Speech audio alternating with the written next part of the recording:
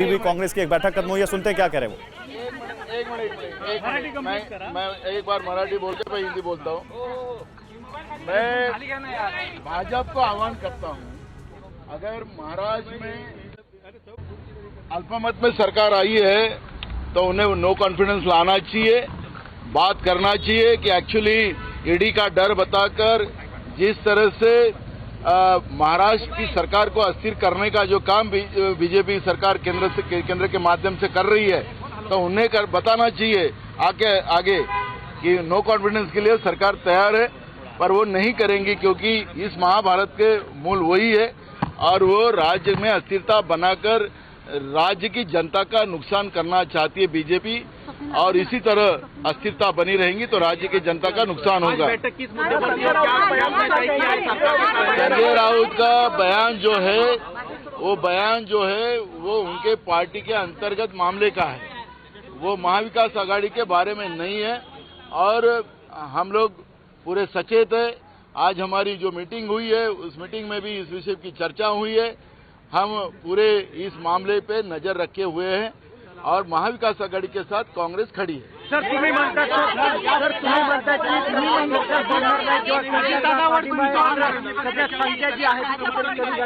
म्हणून मी तुम्हाला संख्येचा विषय तुम्ही जो उपस्थित करताय, मी त्या संख्येच्या बद्दल सांगितलेलं आहे की ज्या भाजपनी हा महाराष्ट्रामध्ये महाभारत घडवलेला आहे ती भाजप अजून चूप का आहे।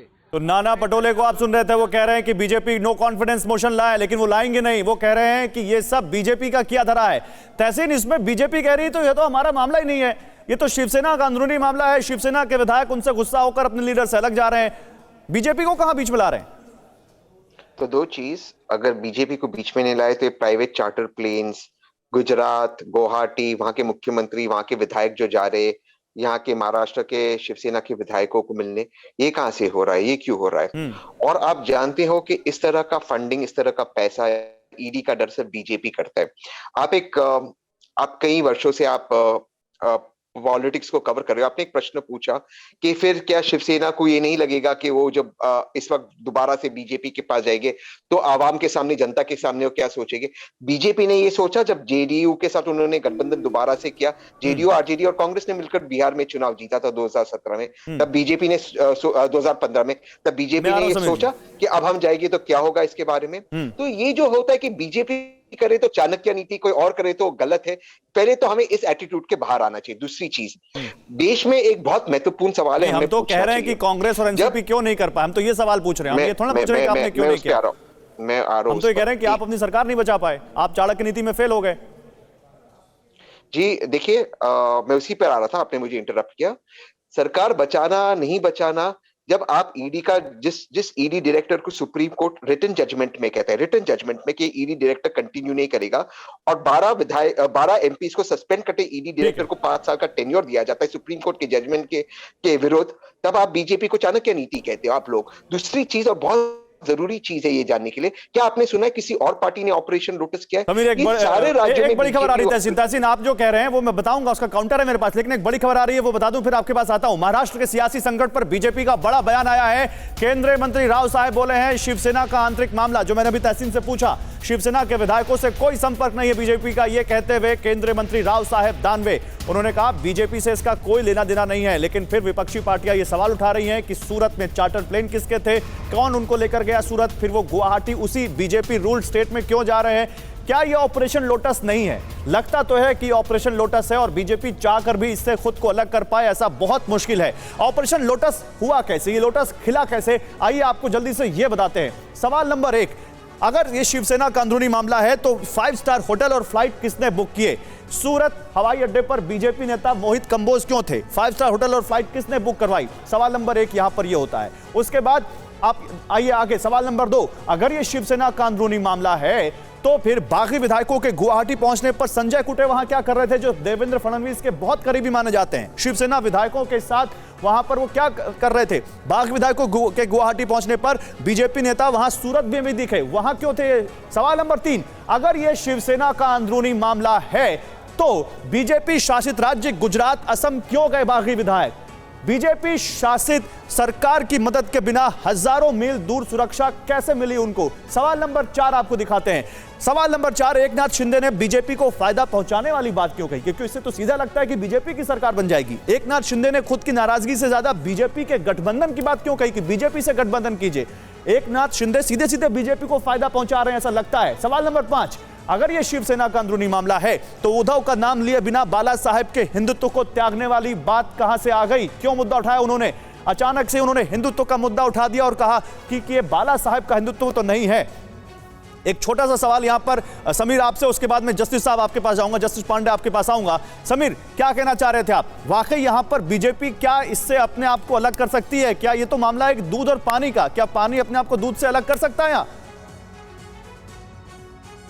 समीर, देखिए, मुझे लगता है इसके अंदर बीजेपी का कुछ भी लेना देना नहीं है। हेलो, जी जी, आवाज आ रही है मेरी? बिल्कुल आ रही है।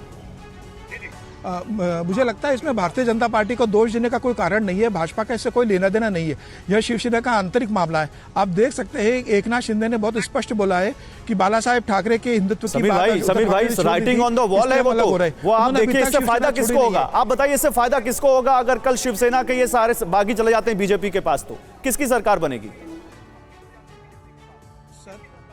भाई निश्चित रूप से इसका फायदा भारतीय जनता पार्टी को होने वाला है। सबसे बड़ा राजनीतिक दल भारतीय जनता पार्टी है। भारतीय जनता पार्टी के जितने विधायक हैं उससे आधे विधायक शिवसेना के नहीं थे, लेकिन शिवसेना ने राष्ट्रवादी कांग्रेस और कांग्रेस के साथ मिलकर एक अवसरवादी की राजनीति प्रस्तुत करके सरकार बना ली।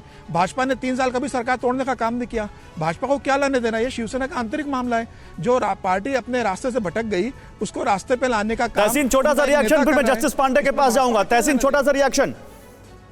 नहीं, मैं एक चीज कहना चाहता हूँ। इसके पहले आपकी कोई मैंने सुना नहीं कौन प्रवक्ता थे जो कह रहे थे कि इसके पहले शिवसेना में कभी स्प्लिट नहीं हुआ था। 1999 में छगन भुजबल ने 18 एमएलए विधायक को लेकर स्प्लिट किया था। उसके बाद 2005 में राज ठाकरे ने भी काफी विधायकों को लेकर स्प्लिट किया था। तो स्प्लिट हो चुका है शिवसेना में। पहले हमें फैक्चुअल लेना चाहिए जब हम बात करते हैं।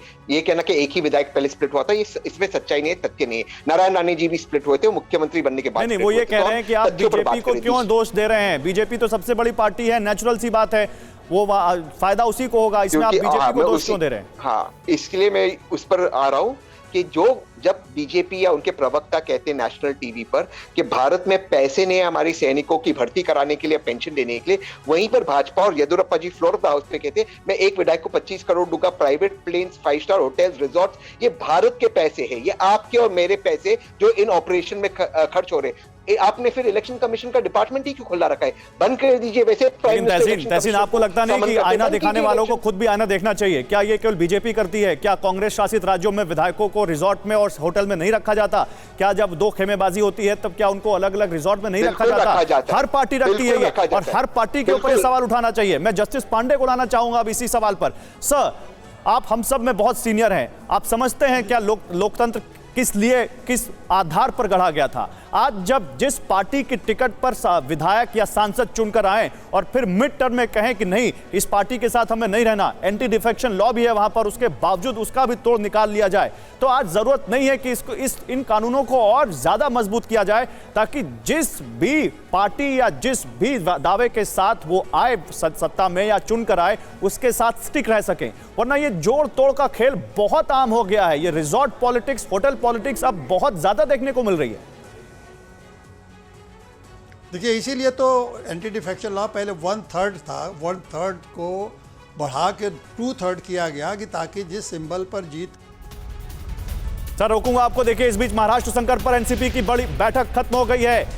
बहुत बड़ी खबर, वेट एंड वॉच की भूमिका में रहेगी एनसीपी, ये सूत्र कह रहे हैं। एनसीपी अभी अपने पत्ते ज्यादा खोलने को तैयार नहीं है, वो कह रहे हैं हम वेट एंड वॉच करेंगे। उनकी बैठक चल रही थी, वो बैठक खत्म हो गई है। सर, अब अपन बात आप पूरी कर सकते हैं। हाँ, तो 2/3 तो इसीलिए किया गया ना कि इस तरह से लोग डिफेक्ट ना करें जिस सिंबल पर जीत के आए हैं और जिस पॉलिसी पर जीत के आते हैं। हर पॉलिटिकल पार्टी अपने एक एजेंडा लेके चुनाव में जाती है और जीत के आती है।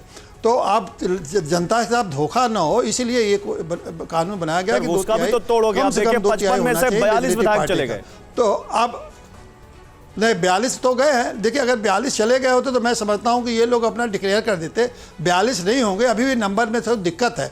ये 37 विधायक चाहिए इनको, और 37 विधायक साहब हमको लगता नहीं है कि शिवसेना के 37 विभाग इनके पास हो चुके हैं, नहीं तो अब तक खेल खत्म हो चुका होता। अभी जो इंतजारी की जा रही है इसीलिए की जा रही है कि कम से कम 37 हो।